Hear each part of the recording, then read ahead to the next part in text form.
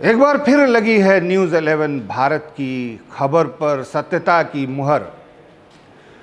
आज जो आप देख रहे हैं कि जेपीएससी में फर्जीवाड़ा करने के आरोप में अभय कुमार तिवारी नाम के एक व्यक्ति के खिलाफ नोटिस निकाला गया है। उसके ऊपर गिरफ्तारी की तलवार लटक रही है। जेपीएससी में लगातार एसीबी की छापेमारी हो रही है और खुद जेपीएससी के अध्यक्ष ने इस्तीफा दिया, फिर उनके आवास पर भी छापामारी हुई। सरकार किसी को बख्शने के मूड में नहीं है। दरअसल हमने यानी न्यूज़ 11 भारत ने 20 फरवरी को इसी तरह प्राइम टाइम में इस कांड का खुलासा किया था, उद्भेदन किया था। जी हाँ, याद कीजिए 20 फरवरी की रात ब्लैक लिस्टेड होने के बावजूद, जेएसएससी में ब्लैक लिस्टेड होने के बावजूद आखिर कैसे जेपीएससी में भी उसकी कंपनी का सिलेक्शन हुआ, उसका कंपनी ब्लैक लिस्टेड था। तभी हमने ये सवाल पूछा था। देखिए 5 महीने पहले हमने जब इस बात का खुलासा किया था, 20 फरवरी, आइए सुनते हैं। बिल्कुल, देखिए झारखंड हाई कोर्ट में दायर क्रिमिनल रिट याचिका पर फर्जीवाड़ा का एक बड़ा खुलासा हुआ है। TSR processing private limited company जो है उस पर एक बड़ा आरोप लगा है। ये कंपनी के जो संचालक है सत्यपाल सिंह, वो इसका मास्टरमाइंड है और वहीं इसका जो प्यादा है वो अभय कुमार तिवारी उर्फ मनोज कुमार तिवारी ये प्यादा है। और ये कंपनी का प्रतिनिधि होने के साथ साथ ये एग्ज़ाम में बैठता भी है, एग्ज़ाम पास करता है और उसी सर्टिफिकेट का हवाला देकर भोले भाले अभ्यर्थियों को झांसे में लेता है और उनसे फिर मोटी रकम जो है वसूलता है। और इस कंपनी को जबकि उत्तर प्रदेश में भी जो है ब्लैकलिस्टेड किया गया है, जो कंपनी के डायरेक्टर हैं उनकी गिरफ्तारी भी हुई थी और उत्तर प्रदेश में ये डिबार किए गए हैं। झारखंड प्रदेश में भी जेएसएससी के द्वारा ब्लैकलिस्टेड किया गया है। बावजूद इसके इस कंपनी को जेपीएससी के द्वारा जो है प्रतियोगिता परीक्षा कंडक्ट कराने की जो काम है इसे दिया गया है। तो कहीं ना कहीं ये एक बड़ा मामला है। झारखंड हाई कोर्ट में जो क्रिमिनल रिट याचिका दायर की गई है और जिसमें खुलासा हुआ है कि भ्रष्टाचार का गड़बड़ झाला का जो है बड़ा जो घोटाला है वो यहाँ किया गया है। तो 20 फरवरी के बाद फिर 24 फरवरी को और डिटेल के साथ और छानबीन के साथ हमने कुछ नए तथ्य भी प्रस्तुत किए थे इसी तरह।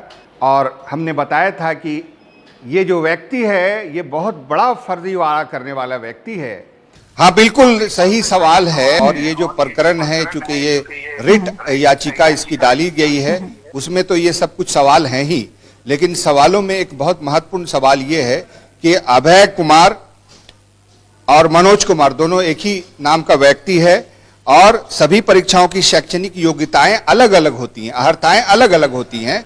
तो क्या एक 33 साल के व्यक्ति के पास इतनी योग्यताएं थी कि 5 प्रकार की जेपीएससी की परीक्षाओं में वो शामिल हुआ और तमाम सर्टिफिकेट जो उसने लगाए, क्या वो सही थे?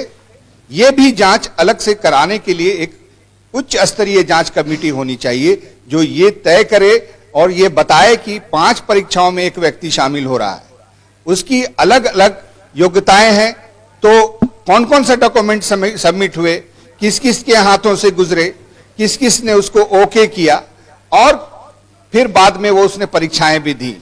एक में परीक्षा पास भी करता है और फाइल्स का बहाना देके, रिटर्न डॉक्यूमेंट देके फिर वो परीक्षा जो वो सर्विस है उसको छोड़ देता है। तो ये जो कुछ जेपीएससी के बारे में हम लोगों ने अब तक सुना है, इस बाबत एक नया खुलासा है, नए प्रकार का घोटाला और नई गड़बड़ी है कि 5 परीक्षाएं देता है एक व्यक्ति और 5 में पास कर जाता है।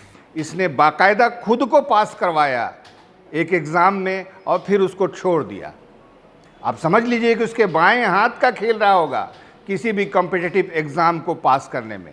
तभी तो अपने साले को, अपने साले के भाई को, अपने रिश्तेदार को, न जाने कितने लोग उसके परिवार में हैं जिसको वो सर्विस दिलवा चुका है और कितने करोड़ की कमाई की है, वो अब खुलासे हो रहे हैं, रोज़ रोज़ खुलासे हो रहे हैं। लेकिन फिर कहूँगा कि इस बात का खुलासा न्यूज़ 11 भारत ने 20 फरवरी को ही कर दिया था।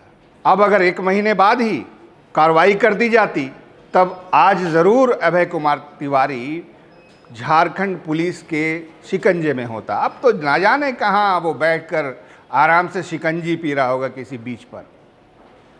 उसके साथ बाकी सारे लोग आप देख ही रहे हैं कौन कौन लोग थे, मॉडस ऑपरेंडी क्या था। आप समझ सकते हैं कि कितने लोगों ने उसका लाभ उठाया होगा, कितने एग्जामिनेशन हुए हैं जो उसने उसका पूरा का पूरा एडवांस ले लेता था। वो पूरे पैसे एक साथ पहले ले लेता था। OMR शीट को खाली छोड़ दीजिए आप, बाकी वो भर के उस कैंडिडेट को पास करा देता था। इंटरव्यू में पास कराना कौन सी बड़ी बात है। जितने भी JPSC के अध्यक्ष आते थे, सदस्य आते थे, सब पर उसकी कृपा रहती थी। खुद आरोप है कि एल खियांगते ने भी 2-2 बार विदेश यात्राएं की हैं। अब उसकी जांच चल रही है। तो हम छोड़े जाते हैं आपको 24 फरवरी के उस वीडियो के साथ, जब हमने आपको बताया था कि ये एक बहुत बड़ा फर्जीवाड़ा कर रहा है व्यक्ति, इसको तुरंत धरा जाए, तुरंत पकड़ा जाए। दूसरे दिन जानते हैं उसने फ़ोन कर करके डिमोरलाइज करने की कोशिश की कि आप लोग गलत बोल रहे हैं, ऐसे होगा वैसे होगा, आप खामियाजा भुगतेंगे। खामियाजा हम तो नहीं भुगतते, क्योंकि न्यूज़ 11 भारत का टैग लाइन है, सच है तो दिखेगा। सच था इसलिए दिख गया, और आपको अब साबित करना है कि आप कैसे इतने दिनों तक बचे रहे। सरकार को भी साधुवाद कि उसने देर से ही सही, 5 महीने देर से ही सही, लेकिन हमारी खबर पर ही कार्रवाई हुई, ऐसा तो हम कह ही सकते हैं। तो देखते रहिए न्यूज़ 11 भारत डिजिटल।